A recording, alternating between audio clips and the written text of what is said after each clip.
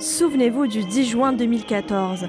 Ils avaient réussi un coup inédit dans l'histoire de l'Algérie indépendante.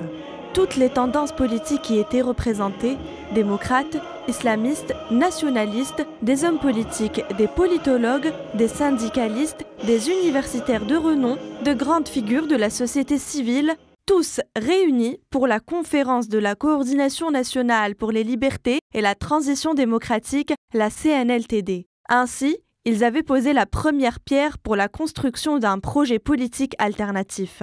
Une conférence présidée par l'ex-chef du gouvernement Ahmed Ben Bitour, qui dans son allocution de bienvenue avait expliqué que la démarche s'adressait à tous les Algériens sans exclusive et qu'il s'agissait de sauver le pays du réel péril qui le menace.